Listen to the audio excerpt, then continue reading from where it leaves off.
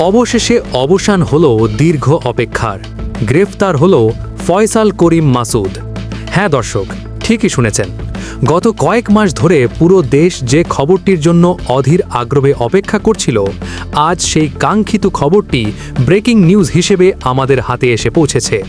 ইনকিলাব মঞ্চের মুখপাত্র ওসমান হাদি সংক্রান্ত চাঞ্চল্যকর মামলার প্রধান পলাতক আসামি ফয়সালকে অবশেষে আইনের জালে আটকে ফেলা হয়েছে।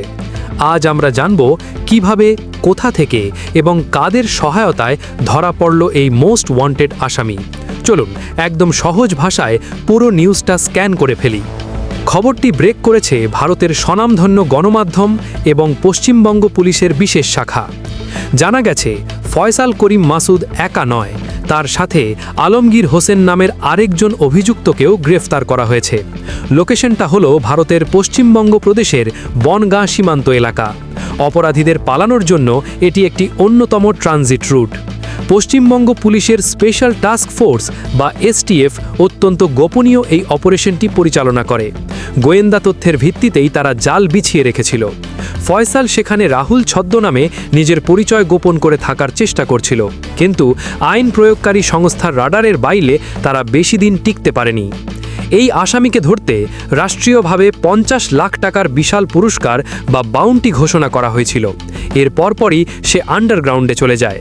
আইন শৃঙ্খলা রক্ষাকারী বাহিনী চারদিকে চিরুনি অভিযান চালালেও সে সীমান্ত পেরিয়ে ভারতে প্রবেশ করতে সক্ষম হয়। কিন্তু ওই যে প্রবাদে বলে, পাপ বাপকেও ছাড়ে না। আজ বনগাঁ সীমান্তে ধরা পড়ার মধ্য দিয়ে তার সেই পলাতক জীবনের অবসান ঘটল। এই গ্রেফতারের পেছনে ফাইন্যান্সিয়াল ইন্টেলিজেন্সের একটি বড় ভূমিকা রয়েছে। যে কোনো বড় অপরাধের পেছনে অর্থের যোগান থাকে। ফয়সাল করিম মাসুদ এবং তার আইটি কোম্পানির সমস্ত ব্যাংক অ্যাকাউন্ট আগেই জব্দ বা ফ্রিজ করা হয়েছিল। অর্থনীতি বা ক্রিমিনোলজির ভাষায় একে বলা হয় ফাইন্যান্সিয়াল ফরেনসিক্স। অ্যাকাউন্ট জব্দের কারণে টাকার পাইপলাইন বন্ধ হয়ে যায়, ফলে আত্মগোপনে থেকেও সে খুব একটা সুবিধে করতে পারেনি। এখন মূল প্রশ্ন, ফয়সালকে কিভাবে দেশে ফিরিয়ে আনা হবে? আন্তর্জাতিক আইনের ভাষায় এই প্রক্রিয়াটিকে বলা হয় এক্সট্রাডিশন বা অপরাধী প্রত্যর্পণ। বাংলাদেশ এবং ভারতের মধ্যে অত্যন্ত কার্যকর প্রত্যর্পণ চুক্তি রয়েছে।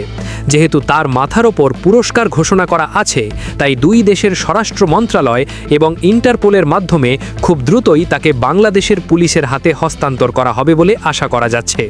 কাগজপত্রের আনুষ্ঠানিকতা শেষ হলেই আমরা তাকে দেশের মাটিতে দেখতে পাব। দর্শক, এই গ্রেফতার প্রমাণ করে যে আইনের হাত অনেক লম্বা। ছদ্মবেশ নিলেও শেষ রক্ষা হয়নি। এখন আপনাদের কাছে প্রশ্ন, আপনাদের কি মনে হয় রিমান্ডে নিলে এই ঘটনার পেছনের আরও বড় কোনো রহস্য বা অদৃশ্য হাতের নাম বেরিয়ে আসবে? আপনাদের অত্যন্ত তীক্ষ্ণ এবং যৌক্তিক মতামত অবশ্যই নিচে কমেন্ট বক্সে জানাবেন। দেশ এবং আন্তর্জাতিক রাজনীতির এমন সব চাঞ্চল্যকর ব্রেকিং নিউজ এবং বস্তুনিষ্ঠ বিশ্লেষণ সবার আগে পেতে চ্যানেলটি এখনই সাবস্ক্রাইব করুন। আজ এ পর্যন্তই। খুব শিগগিরই দেখা হবে নতুন কোনো আপডেট নিয়ে। সচেতন থাকুন।